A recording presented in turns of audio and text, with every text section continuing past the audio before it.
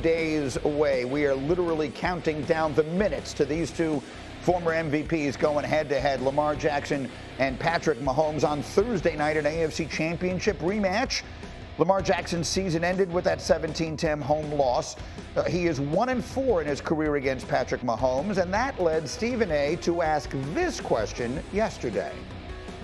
What are you going to do when you Lamar Jackson and you going up against that dude? We can't forget what sports is all about. Your regular season, we get you. Your athleticism, we get it. Your abilities, we get it. But that also provokes us to ask, how come you can't get it done when you going up against this brother?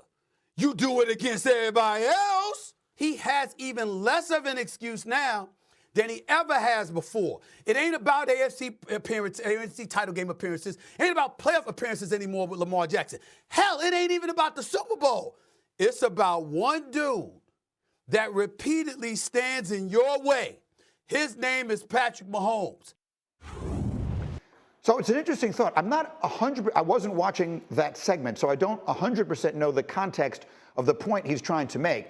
I think what he's trying to say, or what he could be trying to say, is that we're just living in the Patrick Mahomes era. Right. And that Lamar Jackson may be destined to go down with Karl Malone, Charles Barkley, and Patrick Ewing as all-time great players who had the misfortune of playing at the same time as Michael Jordan. If that's the case, he's not alone. Right. That Right. could be the fate of Josh Allen and any number of other guys. Kyle Shanahan. Mahomes is that good, right? Yeah, absolutely. That makes sense to me. Yes, that is, and what Stephen A. is right. I mean, like, that's what stands in your way. If you want to be anointed one of the greats, I think Stephen A.'s point is you got to win championships. And right now, he has not been able to clear that hurdle because of Patrick Mahomes. And that, you're right, that might just be the way it is right now. But, I mean, if you want to be considered one of the greats, if you're going to be the two-time MVP, at some point, you're going to have to find a way. And obviously, it's not all on him, but that's how they're judged. And not only that, but you made the point to us this morning, and I think this is important for fans. I'm going to keep saying it this way. Dan is in mid-season form.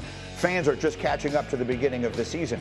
These Ravens probably don't figure to start the season as good as they were at the end of last season. No, look, that major change, right? They have 3 new starting offensive linemen. They have to work through that.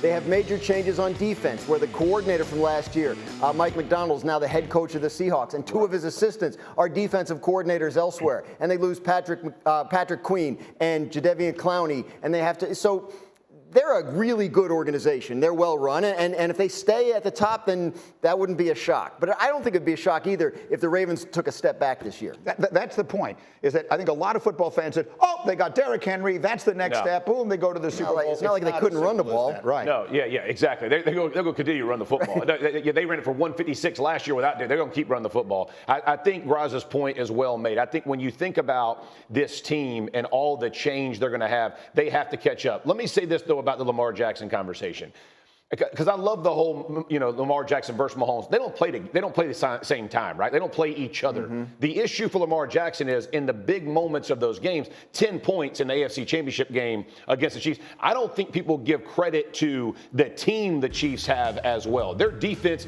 is legit. You can't score. I think that's more of the criticism that I would give a quarterback. It's not that you lose to Mahomes. It's that you scored 10 points after you boat raced. Then they boat raced the Lions. They beat some really good 49ers. San Francisco, they were down clearly the best and they're team. as hot as a team can get. And then you get to the big got game, the home game, and it just doesn't show that well. I think to me that's more of an indictment than he's losing to Mahomes. Fair enough, but Jeffrey, I mean, you were right there when Peyton Manning 100%. was going against Tom Brady, and those were the world judged that as Brady versus Manning. For sure. I have to believe they looked at it that way. No doubt. I'm not saying that. I would say for the indictment from my side would be more that in the big game against that team, he didn't play. If they lose 34-31, I think it's a different conversation with Lamar than 17-10. I hear you. Hawk, is Baltimore still the biggest hurdle standing in Mahomes' way to a three-peat? Yes, because Lamar Jackson is like a talent we've never seen. We understand the reason why Graz feels so confident that he wouldn't be surprised if they didn't take a step back is because they have that guy. No matter what the changes they've had as a team, no matter who left, because Lamar Jackson is in the building, they always have a chance to run at the Super Bowl. And if you zoom out a little bit and you look at all the seasons that Lamar Jackson has completed, he has gone almost a step further in every single season. Yeah. The Peyton Manning comp is a great one because I was at that game, the AFC Championship in 2006, where they went down 21, and those same conversations were happening because he had lost to Tom Brady 2 out of the last 3 previous years in the playoffs and to Ben Roethlisberger when they were a 1 seed. So, yes, Lamar Jackson has to win in the postseason, but because of his talent, he always has that chance for this year to be his year. We're doing bold predictions. Let's start in the opener. Hawk, Ravens, Chiefs. Give me a bold prediction for the Thursday night start. My bold prediction is that Xavier Worthy, receiver for the Kansas City Chiefs, is going to have 2 touchdowns in his NFL debut. Look, Patrick Mahomes has a brand new toy, and it can do the long ball. And trust me, he's going to want to put that on full display for people to prepare for and also to show everybody that these Chiefs are going to be different receivers than they were a year ago. Yeah, Worthy ran the fastest 40 in the history of the Combine. So that's who he has now to play with. Graz, Packers, Eagles, give me a prediction. This is going to sound a little similar to Hawks, but I have Devontae Smith, Eagles receiver, going over 100 yards and catching 2 touchdowns in the opener. I think he'll be the star of the game. I think he's had a monster camp. They think he might be the player that benefits the most from the offensive coordinator change to Kellen Moore, just in terms of how he can put him in motion, pre-snap, and all that stuff. Devontae Smith, big year incoming. All right, good stuff here for fantasy implications, prop bet implications. I like it. Jeffrey, give me a bold prediction for Cowboys in Cleveland. Browns sack Dak, baby. We'll get into the trenches. Everybody wants to talk about all the pretty players. We're playing about the nasty ones. Everyone in the middle, does. hey, Jim Schwartz knows how to put pressure on QBs. I'm saying they sack them 4 times, which will be a big number in week 1. I like this matchup. I'm just telling you, it's going to be big time. We're going to get into this game here. It's a big one because Tom Brady is going to be doing the broadcast. I know Jeff is very excited about that. Great. But let's start with Cowboys coach Mike McCarthy, who yesterday says he has a master plan for this season, week 1 and beyond. It's not hard to focus on Cleveland. I mean, it's what's right in front of us. Yeah, you have to have a plan. My plan's for 21 games. We have a 21-game plan. Laid it out today in the team meeting. 21 game plan, says Mike McCarthy. Andrew Hawkins, what say you? Yeah, they asked if this was him being overconfident. And I said I would be more concerned if he didn't have a plan that he laid out that they would win the Super Bowl. And for the viewers out there, I want them to know every single team in the history of the NFL says and does this at the beginning of the year. As a matter of fact, I have my Andrew Hawkins 2016 slogan, which was the Cleveland Browns turnaround year. How'd that go? We went 1-15, Greeny. So my point being, this is not news. Okay, Yeah. this is just what happens. I hear you, and I was thinking he's got a plan. What? I just thank God I didn't have to play on a team that I had a turnaround shirt. I mean, that's when you're digging from the bottom of the barrel, bro. And if I'm remembering right, they were even worse the following year. That was 0-16. Right? Oh my word, the turnaround. Tough times. There was a turnaround. The improvement was infinite. Right? You can't even put a percentage on it. But let's get down to business here, okay? I thought what I thought of when I hear Mike McCarthy has a plan is Mike Tyson famously saying everyone's got a plan until they get punched in the mouth. Yeah. And you're telling me you think the Cowboys are going to get punched in the mouth. I do. I think physically, I think the Browns match up well with them. I know they're banged up. I know they got some issues injury-wise. I just think the Browns' MO is going to be physicality. I think they're going to be a top 3 defense. I think they're going to come out. I think they want to run the football.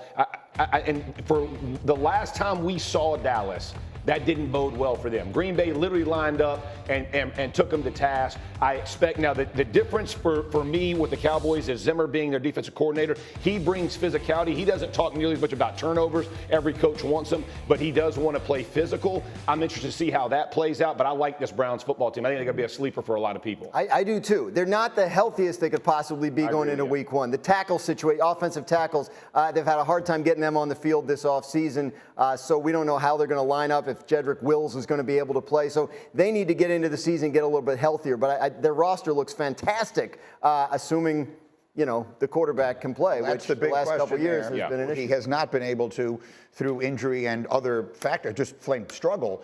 And then very quickly, because I think a lot of fans want to know this from you, Hawk, as a wide receiver. CeeDee Lamb, he will have been in camp for less than 2 weeks when this game kicks off on Sunday.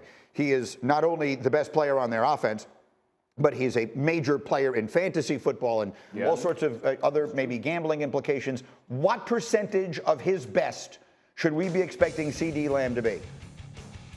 At best, 85%. And that's if he's had an incredible workout regimen outside of the building in Dallas, because it's just really hard to simulate the amount of intensity that it takes to play in an NFL game, especially when you haven't been at practice.